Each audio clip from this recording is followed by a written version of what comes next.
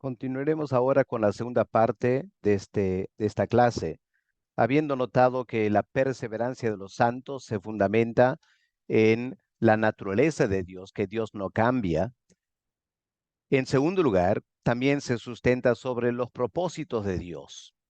Ahora vamos a Isaías 46 para leer los versículos 9 al 11 y notar aquí cómo el profeta o Dios a través del profeta habla de los propósitos de Dios. Escuchemos Isaías 46, versículo 9. Acordaos de las cosas pasadas desde los tiempos antiguos, porque yo soy Dios y no hay otro Dios, y nada hay semejante a mí, que anuncio lo por venir desde el principio y desde la antigüedad, lo que aún no era hecho, que digo, mi consejo permanecerá y haré todo lo que quiero, que llamo desde el oriente al ave, de la tierra lejana al varón de mi consejo. Yo hablé y lo haré venir, lo he pensado y también lo haré. Ahora, tal como Dios no cambia, sus propósitos tampoco cambian. Lo que Dios se propone hacer, Él siempre lo logra hacer. Nada, absolutamente nada puede detener los propósitos de Dios. Ahora es precisamente porque los propósitos de Dios no cambian que Él puede anunciar el futuro desde el pasado. Como dice versículo 10, anuncio lo por venir, lo que va a pasar más adelante, desde el principio, desde la antigüedad, lo que aún no era hecho. Ahora, pensemos, hermanos, ¿cómo puede Dios saber el futuro? ¿Cómo puede estar Dios 100% seguro de lo que va a pasar en el futuro? Bueno, se debe a lo que él mismo afirma en la segunda parte del versículo 10. Mi consejo permanecerá. Yo haré todo lo que quiero. Creo que a veces nos equivocamos como creyentes, pensando que Dios puede anunciar el futuro porque Él es omnisciente y Él puede ver de antemano lo que va a pasar más adelante. Ahora, eso es cierto, pero no es la razón que Dios da aquí. Dios no dice que yo puedo anunciar el futuro porque soy omnisciente. Él dice, yo puedo anunciar el futuro porque yo soy omnipotente. Mi consejo permanecerá. Haré todo lo que yo quiero. Nada puede impedir lo que yo me he propuesto hacer. Y es interesante que en versículo 11 el poder de Dios se manifiesta al llamar a monarcas poderosos. Monarcas como en este caso el rey Ciro de los medopersas, un rey que ni conocía a Dios, pero Dios era capaz de llamarlo y usar este rey Ciro para cumplir sus propósitos. Aunque el rey Ciro ni cuenta se dio de lo que Dios estaba haciendo a través de él. Ante la presencia del Dios omnipotente, ese magnífico rey humano Ciro no era más que un ave en las manos de Dios, porque dice en versículo 11, llamo desde el oriente al ave. Qué forma tan humillante de hablar del gran rey Ciro, un simple ave en las manos del Dios omnipotente, el Dios que afirma, yo lograré mi consejo, haré todo lo que yo quiero. Hermanos, nuestra salvación está en las manos de este Dios que logra sus propósitos. Vamos ahora al Salmo 33. También los versículos 9 al 11 del Salmo 33. Escuchemos lo que dice el salmista aquí acerca de los planes y los propósitos de Dios, versículo 9. Porque Él dijo, hablando de Dios, ¿no es cierto? Porque Él dijo y fue hecho. Él mandó y existió. Jehová hace nulo el consejo de las naciones y frustra las maquinaciones de los pueblos. El consejo de Jehová permanecerá para siempre. Los pensamientos de su corazón por todas las generaciones. Por eso, hermanos, si Dios ha predestinado X persona a la salvación y lo ha elegido y lo ha llamado a la salvación, ¿permitiría Dios que esa persona no alcance la salvación? ¿Permitiría Dios que los enemigos de ese creyente puedan atacarlo en tal manera que en algún momento de debilidad él niegue la fe, renuncie la fe, muera espiritualmente otra vez y se pierda para siempre? No parece congruente, ¿no es cierto? Con esta afirmación, el consejo de Jehová permanecerá para siempre. Todo lo que Dios quiere hacer, Dios lo logra. Porque dice versículo 9, Él mandó algo. Y eso que Dios mandó existió.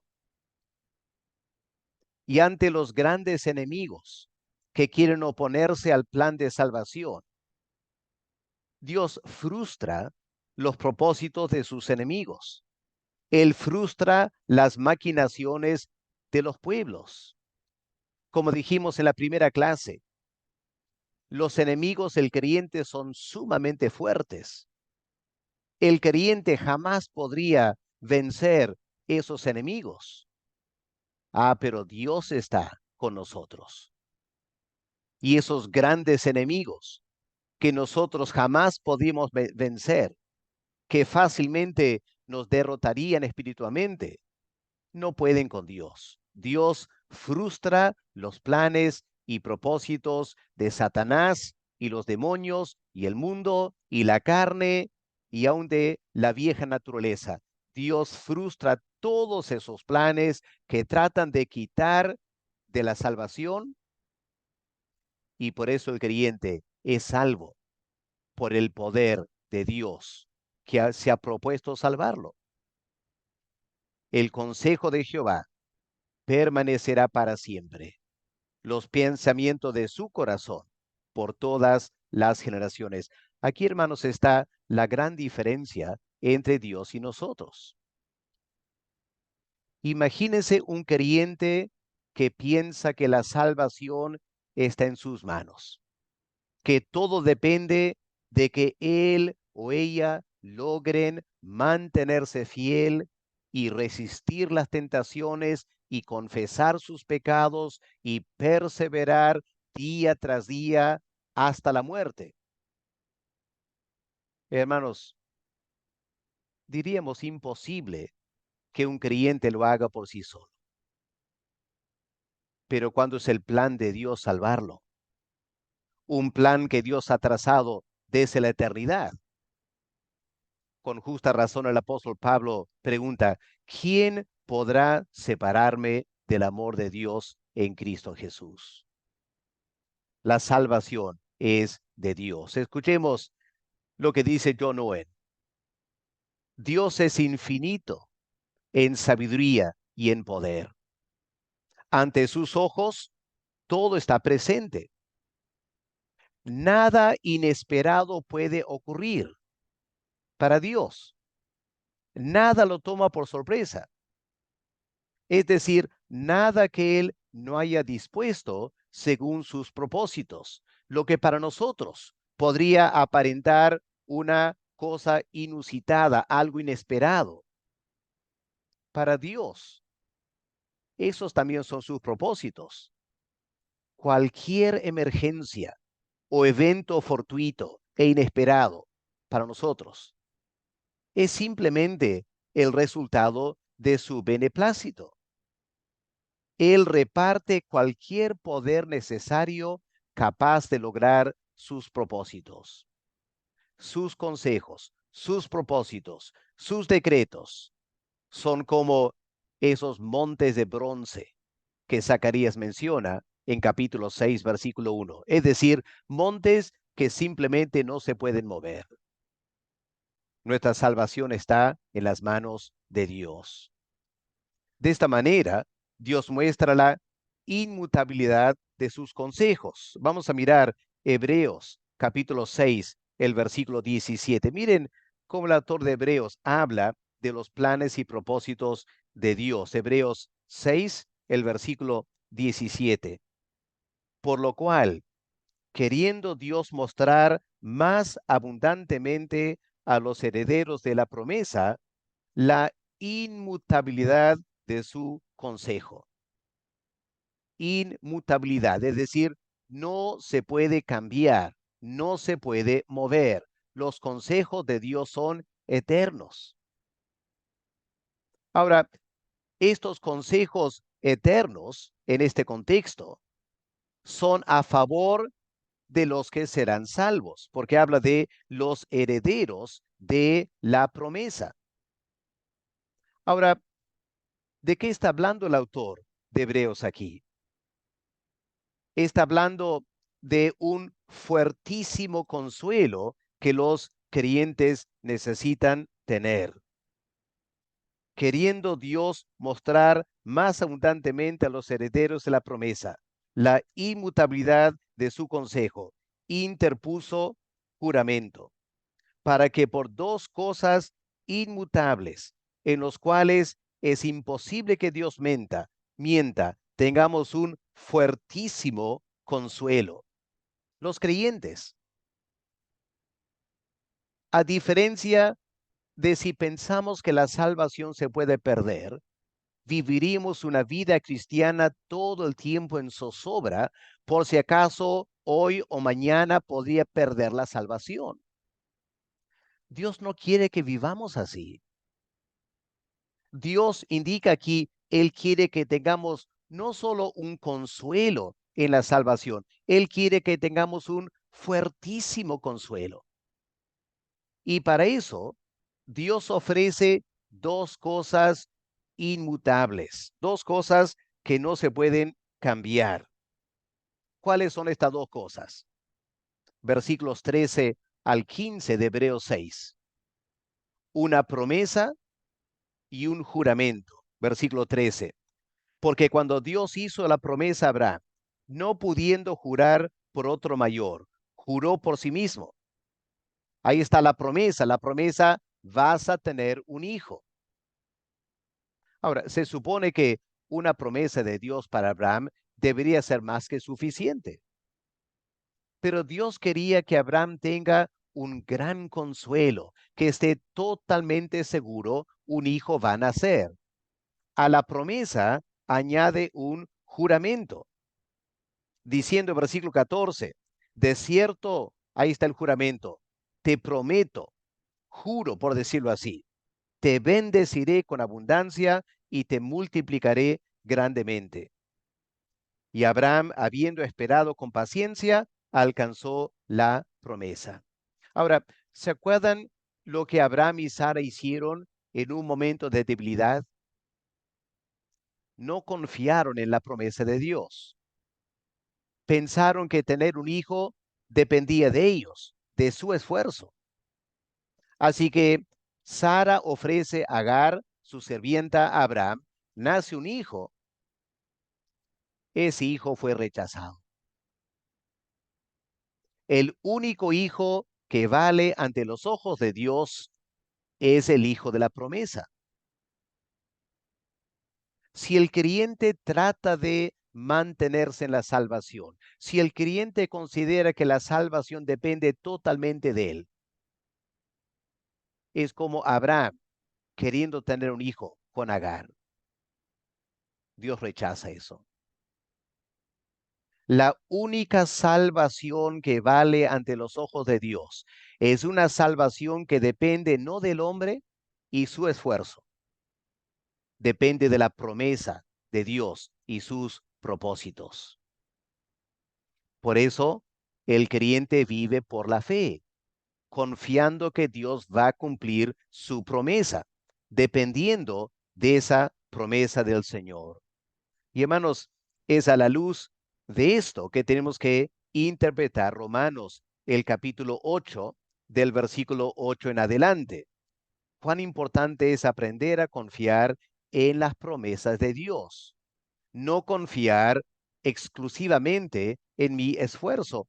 Obviamente el creyente tiene que vivir la vida cristiana, como dijera Pablo. Ocupaos en vuestra salvación. Pero no nos ocupamos con cierta duda si seremos salvos o no. Nos ocupamos de la salvación sabiendo que Dios ha prometido salvarnos. Escuchemos Romanos 8, versículo 29.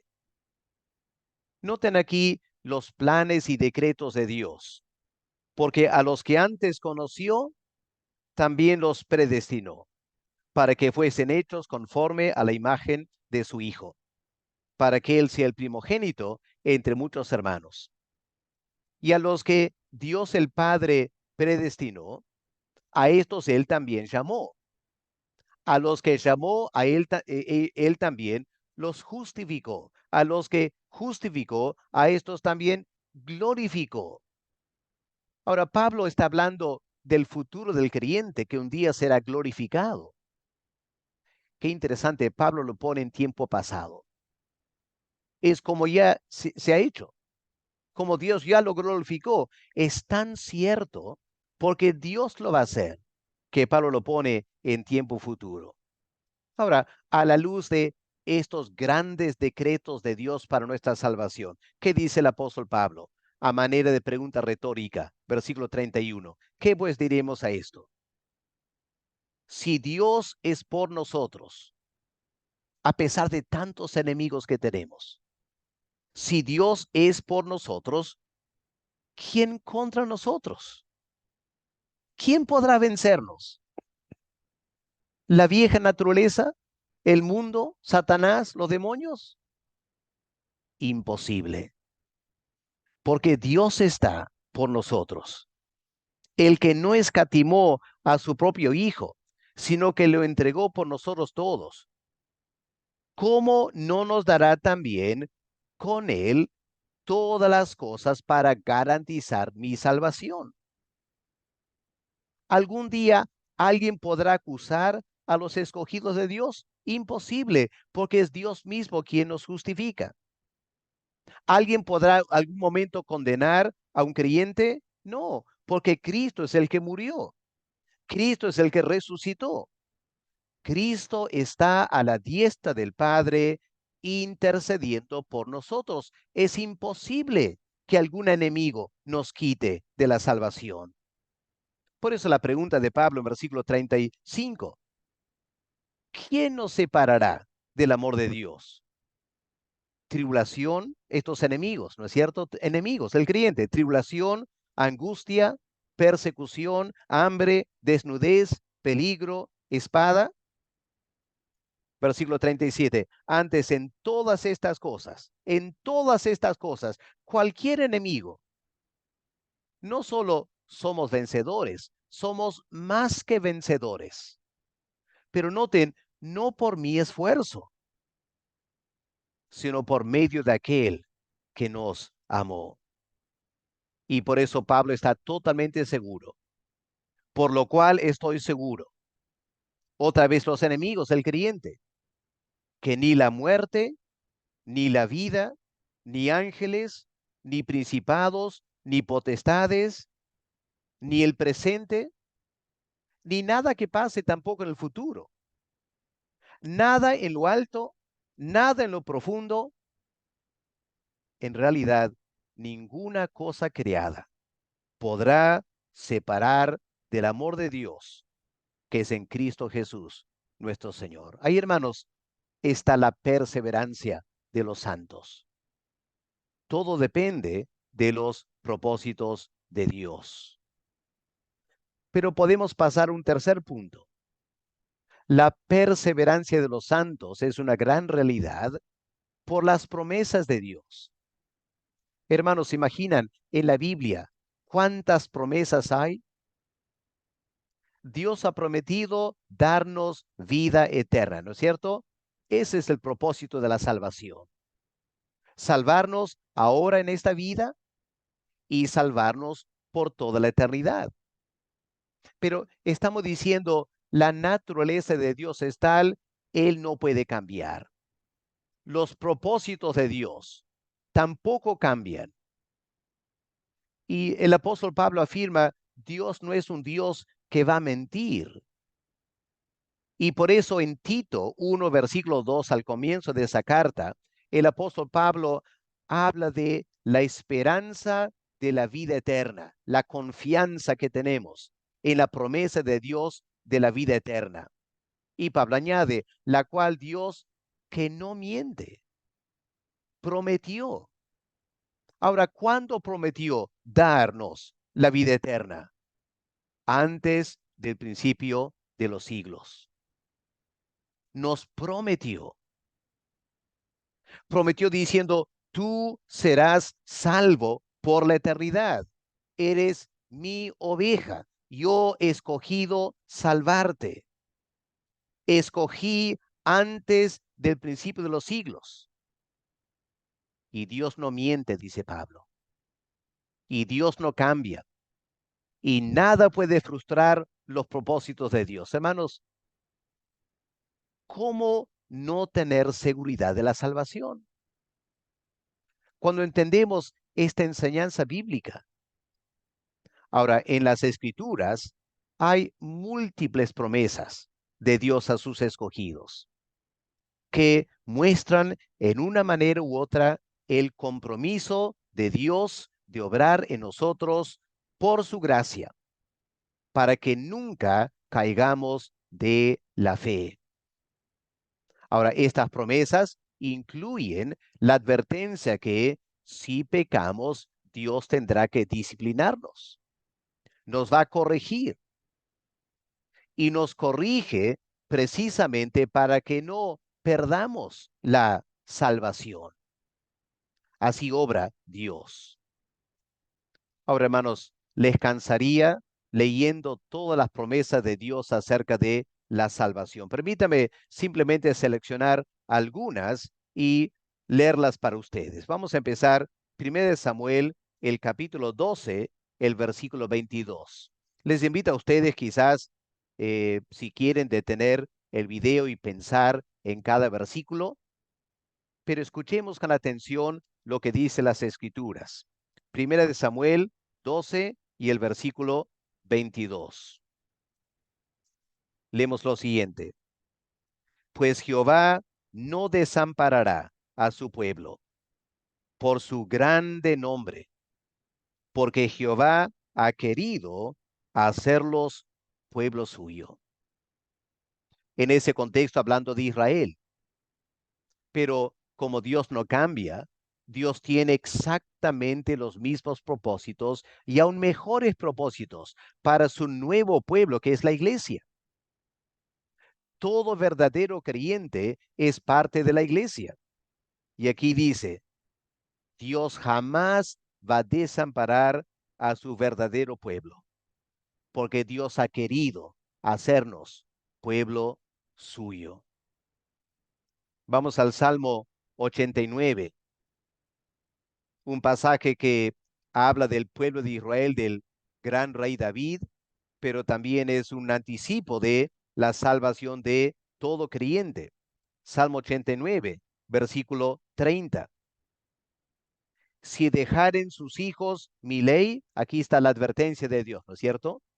Si dejaren sus hijos mi ley, si anduvieren, si no anduvieren en mis juicios, si profanaren mis estatutos y no guardaren mis mandamientos, ¿qué va a pasar? ¿Van a perder la salvación?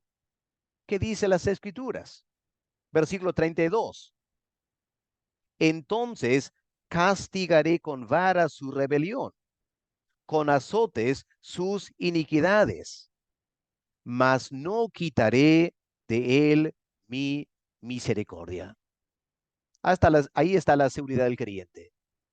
Disciplina sí por pecado, Pero Dios jamás quitará la misericordia, la salvación, ni falsearé mi verdad, no olvidaré mi pacto, ni mudaré lo que ha salido de mis labios. Aquí está la inmutabilidad de los propósitos de Dios. Una vez he jurado por mi santidad, no mentiré a David. Su descendencia será para siempre y su trono como el sol delante de mí.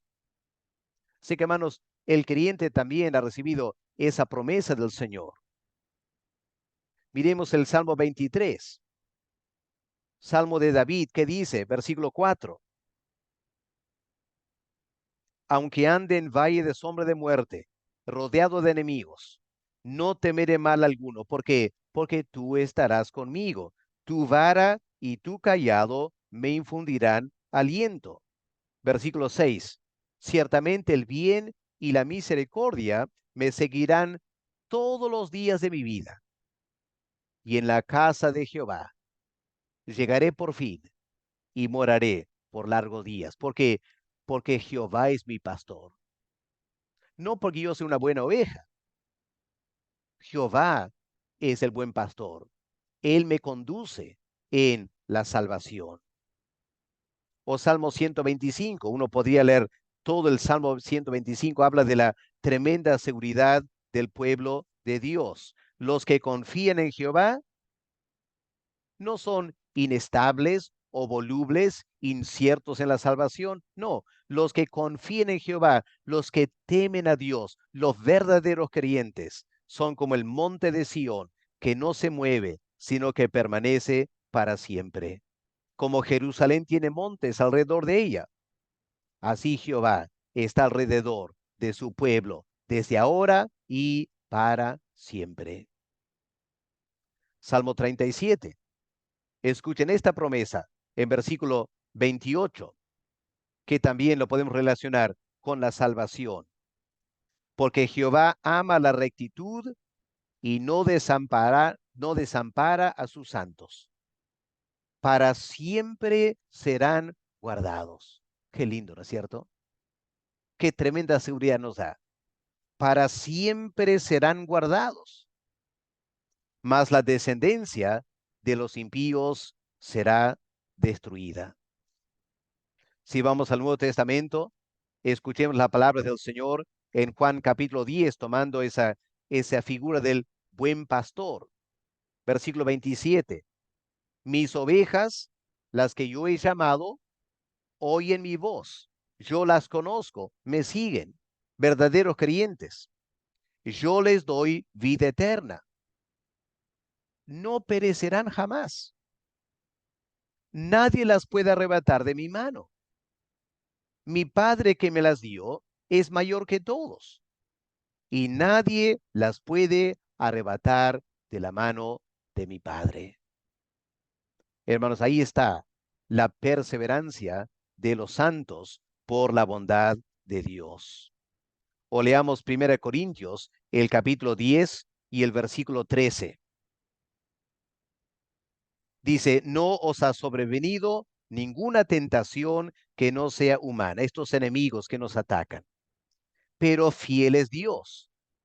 Ahora noten lo que dice, no os dejará ser tentados más de lo que podéis resistir. Hermanos, Dios es nuestro Padre. Él sabe cuánto podemos resistir. Él nos permite ser tentados hasta el punto de resistir, no más allá. Y con la tentación dará también la salida para que podáis soportar. Es cierto, el creyente tiene que poner de su parte, él tiene que soportar la tentación. Pero lo importante, lo que marca la diferencia, es la soberanía de Dios. No permitirá que ningún enemigo nos tiente más allá de lo que podamos resistir. Y Dios está ahí con nosotros. O miremos 2 Corintios, capítulo 7, versículo 1. Así que, amados, puestos que tenemos tales promesas, promesas que tienen que ver con la salvación, Limpiémonos de toda contaminación de carne y de espíritu, perfeccionando la santidad en el temor de Dios. Así que, obviamente, como venimos diciendo, el creyente tiene una responsabilidad. Tiene que limpiarse de toda contaminación. Tiene que perfeccionar la santidad, pero lo hace sobre la base de las promesas de Dios. Las promesas que están en capítulo 6, versículos 16 al 18. La promesa de Dios habitar y andar entre ellos, ser su Dios. Ellos serán mi pueblo. Versículo 18. Seré para vosotros por padre, vosotros me seréis por hijos. Dentro del marco de esa relación de hijos con su Padre Celestial, quien ha decidido ser nuestro Dios y salvarnos. Ahí están las promesas. Y el creyente trabaja su santificación dentro del marco de estas promesas que dan al creyente tremenda seguridad. Miremos Primera Tesalonicenses, el capítulo 5, versículos 23 y 24. Terminando esta carta, Pablo dice, el mismo Dios de paz, Él os santifique. Claro, el creyente tiene que trabajar la santidad, pero el apóstol Pablo aquí indica que Dios es el que lo hace en y con nosotros. El mismo Dios de paz os santifique por completo. Y todo vuestro ser, espíritu, alma, cuerpo, sea guardado irreprensible para la venida de nuestro Señor Jesucristo. Fiel es el que os llama, el cual también lo hará. Así que, hermanos, esta idea de que la doctrina de la perseverancia de los santos es un pretexto para el pecado, porque da a entender que el creyente puede pecar y pecar y pecar y no pasa nada, hermanos, esa no es la doctrina bíblica de la perseverancia de los santos. La doctrina bíblica es que Dios nos llama a la santidad y Él trabaja en nosotros para que el creyente quiera vivir en santidad y quiera vivir en santidad toda su vida. No importa qué tentaciones Satanás o el mundo le arroja. Claramente, una persona que se entrega al pecado y no resiste la tentación y sigue viviendo así año tras año, no es un creyente, pues. ¿Dónde está Dios cuidándolo? ¿Dónde están estas promesas en su vida? No hay. Por lo tanto, no importa qué decisión piense haber tomado. Todo depende del llamado de Dios a la salvación. Depende del nuevo nacimiento que solo Dios nos puede dar. No una decisión humana, no alzar la mano, orar cierta oración o bautizarme. Nada de eso me salva. Lo que me salva es el Espíritu Santo renaciéndome. Claro, yo tengo que orar y confesar mi pecado, pero esas cosas no obran salvación. Es el Espíritu Santo que obra salvación internamente. Y en toda persona en quien Él obra internamente va a perseverar hasta el final. Segunda Tesalonicenses 3, versículo 3. Fiel es el Señor, que os afirmará. Él les guardará del mal. Y finalmente, segunda de Pedro, capítulo 1.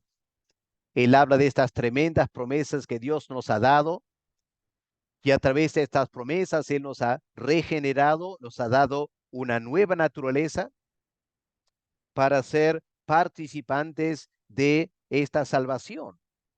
Y luego Pedro dice, tenemos que poner toda diligencia, añadir a nuestra fe virtud y a la virtud conocimiento. Ahí está el trabajo del creyente, su responsabilidad. Pero es Dios quien establece el propósito, el plan, y Él es el que obra en nosotros la perseverancia. Pasemos a otro tema tan importante, hermanos, en esta doctrina. La salvación del creyente verdadero no se pierde por la mediación de Cristo. Sabemos ese versículo, ¿no es cierto? Hay un solo mediador entre Dios y los hombres. Y el Señor Jesús es un perfecto mediador. No solo es capaz de quitar la culpa del pecado, otorgándonos una redención eterna, como dice Hebreos 9:12. Cristo también cumplió los propósitos que Dios anunció al profeta Daniel en ese capítulo tan interesante, Daniel capítulo 9 y el versículo 24. Aquí tenemos los planes y propósitos de Dios a través de Cristo. ¿Cuáles son estos planes? Dice, 70 semanas están determinadas. ¿Para qué? Para terminar la prevaricación, para poner fin al pecado, para expiar la iniquidad, para traer la justicia perdurable, para sellar la visión y la profecía y ungir al santo de los santos. ¿Quién hizo todo eso? El Señor Jesús. Él ha cumplido esas cosas. Y por eso el autor de Hebreos afirma que el Señor, por su mediación, su trabajo de mediador, Él obtuvo para nosotros no una redención momentánea, no una redención que me salva inicialmente, pero que después yo puedo perder. Qué triste pensar que Dios me da una salvación que yo pueda perder. Porque escuchemos lo que dice el autor de Hebreos, Hebreos 10, versículo 10. En esa voluntad de Dios, este plan de Dios para salvarnos, somos santificados mediante la ofrenda del cuerpo de Jesucristo, hecha una vez para siempre. Ciertamente todo sacerdote está día tras día ministrando y ofreciendo muchas veces los mismos sacrificios que nunca pueden quitar los pecados, pero Cristo, nuestro mediador, habiendo ofrecido una vez para siempre un solo sacrificio por los pecados, por todos los pecados, mis pecados pasados, presentes y futuros. Cristo ya ha provisto para todos esos pecados. Se ha sentado a la diestra de Dios. De ahí en adelante, esperando hasta que sus enemigos se han puesto por estrado de sus pies, porque con una sola ofrenda hizo perfectos para siempre a los santificados, a esas ovejas que el Padre ha dado a Cristo para salvar, aquellas ovejas por quien Cristo murió en la cruz, aquellas ovejas por quien Cristo mandó el Espíritu Santo regenerarlos. Dice, por una sola ofrenda hizo perfectos, no por un tiempo nomás aquí en la tierra, no por unos meses, para siempre a los santificados. Hermanos, la sangre de Cristo nos limpia de todo pecado, pasado, presente, futuro. Y Él se encarga de purificar a su pueblo. Por eso, el creyente no puede vivir en pecado. La persona que vive en pecado y escoge vivir en pecado y decide vivir en pecado, no es un creyente. Un creyente jamás puede vivir así. ¿Por qué no? Porque Cristo se encarga de purificarnos, como Pablo dice, hablando de la iglesia como la novia de Cristo. Y es por eso, hermanos, volvemos al pasaje en Romanos 8.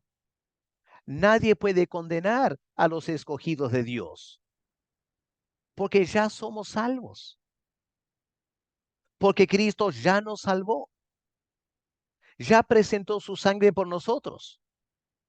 El Padre ya aceptó esa sangre para todos mis pecados, aun los pecados futuros. El Padre ya aceptó.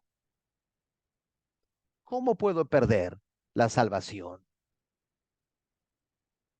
Hermanos, aquí está el error fundamental, ¿no es cierto? Hay creyentes que no han captado bien la doctrina de la salvación. Hay creyentes que piensan, seguramente por el contexto católico, que Cristo murió en la cruz por nosotros, digamos, para empezar la salvación, pero que ahora yo soy responsable por implementar la salvación. Y claro, si en algún momento yo dejo de implementar la salvación, o si en algún momento yo decido ya no quiero más esta salvación, entonces todo se echa a perder y no seré salvo. Pero, hermanos, esa es una distorsión total de la doctrina bíblica de la salvación. Hermanos, lo que la Biblia enseña es que Cristo obró salvación, no hizo salvación posible. No, Él nos salvó, Él ya nos compró, lo hizo a nuestro favor en la cruz, lo hizo en nuestro lugar en la cruz. Él presentó su ofrenda delante del Padre. El Padre ya aceptó la ofrenda. Por eso ya somos salvos. Somos salvos por toda la eternidad. Los escogidos, los que están en Cristo, ya son salvos. Ya estamos sentados a la diestra del Padre porque estamos en Cristo. El autor de Hebreos dice en Hebreos 8:6, el Señor Jesús es mediador de un mejor pacto. Eso es muy lindo, ¿no es cierto? Él es un mediador de un mejor pacto. Pero es importante anotar Hebreos 7:22, porque en Hebreos 7:22 hay una palabra diferente, ¿no es cierto? Ya no es mediador, es fiador. Él es fiador de un mejor pacto. La palabra en griego significa garantor, el que garantiza el mejor pacto. Y por eso Pablo afirma que todas las promesas de Dios en cuanto a la salvación encuentran su amén, no tanto en nosotros y nuestros esfuerzos por la santidad, no, encuentran su amén en Cristo. La promesa de la salvación encuentra su así será por lo que Cristo hizo por nosotros.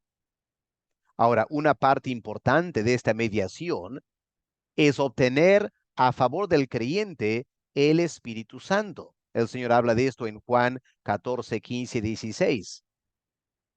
Si leen esos versículos encontrarán, el Señor dice, es necesario que yo vaya al Padre, porque yendo al Padre después de mi muerte, voy a rogar al Padre como mediador y Él les va a dar el Espíritu Santo. Es parte de el pacto con el Padre por mi sacrificio en la cruz. El Padre ha prometido que todos aquellos por quienes yo entrego mi vida para salvarlos, el Padre se encarga de darles el Espíritu Santo. Y el Espíritu Santo es el que aplica la obra de Cristo en las vidas. El Espíritu Santo es el que da testimonio de que somos hijos de Dios. El Espíritu Santo es el sello de la salvación. Y todo esto, hermanos, es por la mediación del Señor Jesucristo. Eso nos lleva a pensar en otro aspecto de la perseverancia de los santos. Hermanos, la razón por la cual vamos a perseverar es que el Espíritu Santo ya está morando en nosotros. Y es el Espíritu Santo en la vida del creyente que es la garantía de la salvación. ¿Por qué? Porque, mis queridos hermanos, es el Espíritu Santo que asume la responsabilidad. Escuchen bien, el Espíritu Santo asume la responsabilidad de obrar en la vida del creyente en tal manera, con tal fuerza, con tal insistencia, que el creyente persevere toda su vida en la fe y al final es salvo para siempre. Claro, el creyente tiene que hacer un esfuerzo, pero mientras hace el esfuerzo, el creyente se da cuenta que hay un poder latente en él o en ella que no tenía antes. Un poder para resistir la tentación, un poder para vivir en santidad, un poder para servir al Señor, agradarle, sacrificarse por Él. Todas esas obras del creyente es el Espíritu Santo que obra en nosotros. Así que, hermanos, no hay que pensar que el Espíritu Santo solo me regenera y ahora yo soy responsable de vivir esa vida cristiana. No, el Espíritu Santo me coloca en Cristo, me bautiza en el cuerpo de Cristo, como dice Pablo en 1 Corintios 12, versículo 13. Hermanos, es el Espíritu Santo que te hace sentir a Cristo, te hace experimentar a Cristo en tu vida, te hace disfrutar la unión con Cristo. Tristemente, hay personas en nuestras iglesias que no saben nada de eso. Tú le preguntas, ¿cómo anda tu relación con el Señor? Y te miran como no están seguros de qué estás hablando. Le preguntas, ¿estás disfrutando comunión íntima con el Señor? Dicen, bueno, leo la Biblia, oro. Ya está bien, pero ¿sientes la presencia del Señor? ¿Sientes que Él te habla en tu corazón? Y la persona te queda mirando como no entendiendo lo que está diciendo. Esas son personas en nuestras iglesias convencidas de ser evangélicos, mas no convertidos. Ellos no disfrutan la vida cristiana. No hay este gozo y alegría y desborde de optimismo en la vida cristiana, porque nunca han nacido de nuevo. Es muy triste. Personas así en nuestras iglesias. No, el creyente es una persona que experimenta profundo gozo espiritual. Escuchen lo que Pablo dice en Efesios 3, cómo Pablo oraba esto por los creyentes en Éfeso. Efesios 3, versículo 14.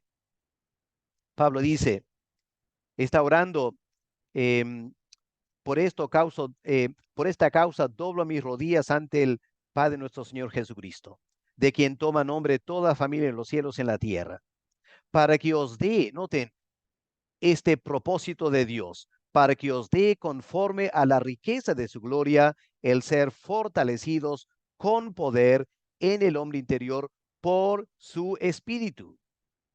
Ahora la pregunta es, ¿por qué Pablo está orando que los creyentes en Éfeso tengan este poder del espíritu? Bueno, dice Pablo, es para que habite Cristo por la fe en vuestros corazones.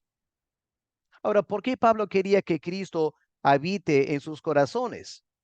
Es para que arraigados y cimentados en amor, seáis plenamente capaces de comprender con todos los santos cuál sea la anchura, la longitud, la profundidad, la altura, y de conocer, de experimentar, de sentir el amor de Cristo.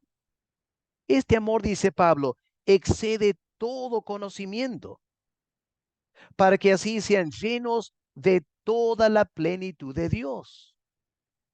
Hermanos, espero que entiendan algo de esto. Espero que esta sea su experiencia. Y espero que sigamos teniendo esta experiencia, porque esta es la experiencia de todo creyente.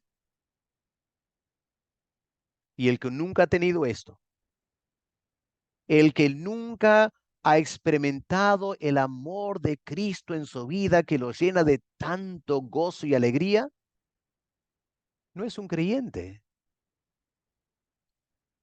El Espíritu Santo es el que produce todo esto. Eso explica el versículo en Gálatas 2, versículo 20. ¿Qué dice Gálatas 2:20? Ya no vivo yo, dice Pablo. Yo ya no vivo, porque Cristo vive en mí. Qué tremenda afirmación. Yo ya no vivo. No me interesa vivir, dice Pablo. No me interesa tomar mis decisiones. ¿Por qué no me interesa? Porque tengo algo mucho más grande, algo mucho más grandioso. Tengo a Cristo viviendo en mí. ¿Cómo voy a querer volver a vivir otra vez? Cristo es mucho mejor. Ya no vivo yo, Cristo vive en mí. Y la vida que yo vivo ahora, la vivo por la fe en aquel que me amó y se entregó por mí. Por eso cuando el Señor le dijo a Pablo, haz esto, Pablo lo hacía. Y Cristo le decía a Pablo, no hagas eso, Pablo no lo hacía. Ojalá que seamos así, hermanos, nosotros. Atentos, dispuestos a la voluntad de Cristo, no importa lo que me pida, no importa lo que diga, me encanta obedecer al Señor. Es el Espíritu Santo que produce eso en nosotros. Esto no es algo natural, no es que yo trato de psicológicamente prepararme para eso, no, es el derramamiento del Espíritu Santo que me ayuda a experimentar a Cristo y me da el anhelo de vivir para Cristo. Hermanos, esta es la vida cristiana. Y el Espíritu también da tremendo vigor a la nueva naturaleza. Y ese vigor nos guarda en la fe, porque el Espíritu Santo opera en nosotros. Miren, Romanos 8, el versículo 11. ¿Qué escribe aquí el apóstol Pablo? Romanos 8, versículo 11. Y si el Espíritu de aquel que levantó de los muertos a Jesús mora en vosotros, ¿ok? Si somos creyentes y el Espíritu Santo mora en nosotros, ¿qué dice Pablo? El que levantó de los muertos, es decir, el Espíritu Santo, el que levantó de los muertos a Cristo Jesús, vivificará también vuestros cuerpos mortales por su Espíritu que mora en vosotros. Ahora, me imagino que muchos creyentes piensan que Pablo aquí está hablando de la glorificación. Y podría ser que algo de eso tiene en mente. Pero ¿acaso el apóstol Pablo no está pensando también en vivificar espiritualmente nuestros cuerpos mortales que son tan débiles por el pecado y las tentaciones? Y hermanos, es el Espíritu Santo que energiza este cuerpo de carne que yo tengo. Este cuerpo expuesto a tantas tentaciones, tantas debilidades, la naturaleza pecaminosa y todo lo demás. Pero el Espíritu Santo es el que vivifica este cuerpo mortal. Y ahora aquí en la tierra me impulsa a vivir en santidad, algo que no es nada natural para el cuerpo. Es el Espíritu Santo que lo hace. Él obra en nosotros, perfeccionando la salvación. Filipenses 1:6. Produciendo en el creyente tanto el querer como el hacer por su buena voluntad. Hermanos, esta es la perseverancia de los santos. Y como si eso fuese poco, pensemos en esta imagen del fruto del Espíritu Santo. En Gálatas 5, el apóstol Pablo dice, el Espíritu que mora en nosotros produce una tremenda variedad de frutos. Y no solo pequeños frutos, frutos en abundancia, como estas uvas que pueden ver. El Señor Jesús habló de esto en Juan 15. Yo soy la vid, ustedes son las ramas. La rama que permanece en mí va a producir mucho fruto, porque el Espíritu Santo fluye por la vid que es Cristo a las ramas que somos nosotros. Ahora dice el Señor, separado de mí, nada pueden hacer. Tratar de vivir la vida cristiana dependiendo exclusivamente de sus esfuerzos, no van a avanzar nada. Pero si permanecen en mí, y mi espíritu mora en ustedes, van a llevar mucho fruto. Y para eso les he llamado, dice Cristo. Les he llamado para que vayan y lleven mucho fruto y mi Padre sea tremendamente glorificado. Este es el plan y propósito de Dios. Nuestro servicio, nuestra fructificación espiritual. Y es el Espíritu Santo que produce todo esto en nosotros. Otra imagen, el Espíritu Santo como el agua. Nuestras vidas por naturaleza pueden ser muy secas. Enfrentamos tantas dificultades, tantos obstáculos que humanamente hablando cualquiera se desanimaría. Pero el Señor dice, si yo le doy el Espíritu Santo, será un río de agua viva que se encarga de renovar nuestras fuerzas, renovar nuestro espíritu. Los pasajes ahí en Isaías y en Salmo. Lean esos versículos. Déjense impactar por este poder del Espíritu Santo para renovar y dar fruto en el peor de los desiertos. Y esta agua brota en nosotros eternamente, energizando toda nuestra vida cristiana. Así perseveramos en la salvación por la morada del Espíritu Santo. Y hermanos, falta tiempo para todo esto, ¿no es cierto? Pero terminemos con la intercesión de Cristo. Mientras el Espíritu Santo aquí en la tierra obra en nosotros. Pregúntate, ¿dónde está el Señor Jesús? Está en el cielo, ¿no es cierto? ¿Y qué está haciendo en el cielo? ¿Descansando? ¿Tomando vacaciones? No, hermanos, la Biblia dice que en el cielo Él está intercediendo. Ahora pregúntate, ¿por quién intercede el Señor? ¿Intercede por los pecadores? No, intercede por los creyentes. ¿A quién está orando? A Dios el Padre. ¿Qué le está pidiendo al Padre? Padre, ayúdales por tu espíritu a perseverar en la fe. Ayúdales a ocuparse en la salvación.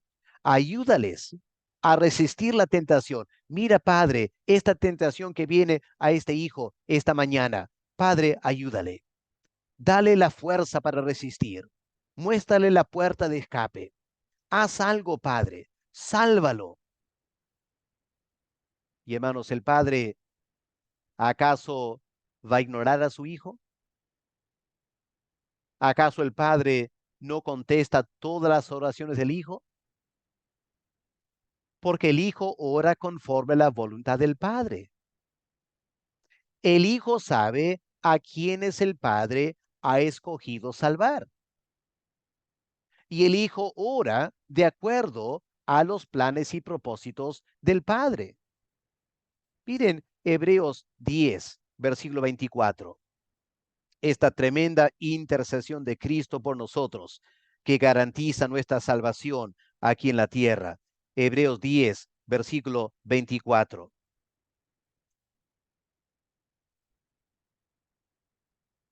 Creo que es el versículo equivocado. Eh, será 9:24. Sí, 9, perdón, Hebreos 9, versículo 24. Porque no entró Cristo en el santuario hecho de mano, figura del verdadero, sino donde está intercediendo, en el cielo mismo, para presentarse ahora por nosotros, ante Dios el Padre. Ahora, si queremos saber exactamente cómo el Señor está intercediendo por nosotros, solo tenemos que leer Juan capítulo 17.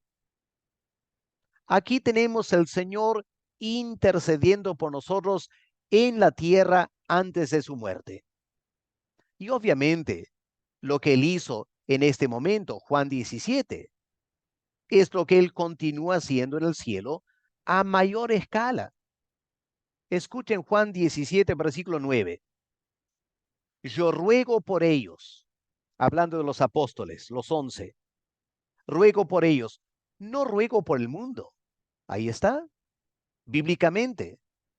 No intercede por el mundo, sino por los que me diste. Aquí está la predestinación, aquí está la elección. Yo oro exclusivamente por aquellos que tú me diste, porque son tuyos. Por eso me interesa, estos creyentes son tuyos, son tus hijos. Versículo 11. Ya no estoy en el mundo, mas estos están en el mundo. Yo voy a ti, Padre Santo. Aquí está la intercesión. Padre Santo, a los que me has dado, guárdalos en tu nombre, para que sean uno, así como nosotros. Cuando estaba con ellos en el mundo, yo los guardaba en tu nombre. A los que me diste, yo los guardé. Ninguno de ellos se perdió, sino el hijo de perdición, el que estaba destinado a la perdición, para que la escritura se cumpliese. Versículo 15. No ruego que los quites del mundo, sino que los guardes del mal. Versículo 17. Santifícalos en tu verdad. Tu palabra es verdad. Versículo 20. Mas no ruego solamente por estos, sino también por los que han de creer en mí por la palabra de ellos, para que todos sean uno, como tú, oh Padre, en mí y yo en ti, que ellos también sean uno en nosotros, para que el mundo crea que tú me enviaste. Hermanos, qué fascinante sería escuchar la oración de siquiera una hora de Cristo ante el Padre intercediendo por todos los creyentes que estamos aquí en la tierra ahora, todos los creyentes en todo el mundo. Ora, ora, ora. Y es la intercesión de Cristo que nos guarda eternamente. En cualquier momento, como Satanás pidió zarandear a Pedro, en cualquier momento que Satanás quiere zarandearnos, Cristo intercede por nosotros para que Satanás no logre lo que él quiere. Romanos 8:34. ¿Quién es el que condenará? Cristo es el que murió, el que también resucitó, está a la diestra de Dios. Él también intercede por nosotros. Jamás nos vamos a perder aquí en la tierra por la intercesión de Cristo. Por eso, como ustedes saben, Hebreos 7:25 dice, Él puede salvarnos eternamente, perpetuamente. ¿Por qué? Porque Él vive para interceder por nosotros. Hermanos, no hay cosa más guardada que la iglesia aquí en la tierra. Hoy yo sé que externamente parece que estamos abofeteados por tantos enemigos, pero no hay pueblo más seguro en toda la tierra que la iglesia. El creyente es invencible. Los enemigos son poderosos, como hemos notado, pero Dios está por nosotros. El Padre nos ayuda. El Hijo intercede por nosotros. El Espíritu Santo mora en nosotros. Esa es la perseverancia de los santos. Para ir terminando, escuchemos lo que dice John Owen. La meta y el fin de la intercesión de Cristo es que los creyentes sean guardados para que no se pierdan, para que el maligno no los toque, que sean salvos eternamente, guardados por el poder de Dios para la salvación. Todo lo que Cristo logró por ellos, por medio de su sacrificio y mediación ante el Padre, es garantizado por la obra del Espíritu Santo, que mora en nosotros, y a quien el Señor envió para este mismo propósito, por medio del uso de todas aquellas gracias que Dios nos da. El creyente anda conforme a los caminos que Él señaló para nosotros. De esta manera obtenemos el fin de nuestra salvación. Es el Espíritu Santo quien nos hace perseverar, no obrando en contra a la fuerza de mi voluntad, sino guiando y moldeando nuestra voluntad. Y hermanos, lejos de molestarnos, el creyente se siente profundamente agradecido, ¿no es cierto? Por la gran misericordia que nos conduce a la salvación. Espero, hermanos, que ahora entiendan por qué es tan importante que el creyente sepa la doctrina de la perseverancia de los santos. Pero no solo saberlo intelectualmente, hay que vivirlo, hay que experimentarlo. Hay que ser sensible al Espíritu Santo moviéndose en nosotros. Hay que ser sensible al Señor orando por nosotros, al Padre dándonos la fuerza cuando nos sentimos débiles. Hermanos, es importantísimo aprender a ser sensibles a todo eso. Esa es la experiencia cristiana. Y claro, tenemos que también cooperar con Dios, respondiendo voluntariamente a cada impulso que el Espíritu Santo obra en mí para orar, para leer la Biblia, para servirle, para negarme a mí mismo. Pero en todo lo que yo hago, mi meta no es simplemente lograr mi salvación. No, mi meta es glorificar a aquel que me llamó, llevando mucho fruto para su gloria y para su honra. Hermanos, espero que esta clase les sirva en su vida cristiana, aclarando algunos puntos y más que nada, motivándolos, incentivándoles a una vida cristiana más profunda, consciente de todo lo que Dios hace en nosotros, para que perseveremos hasta el final en la vida cristiana. Que Dios les bendiga.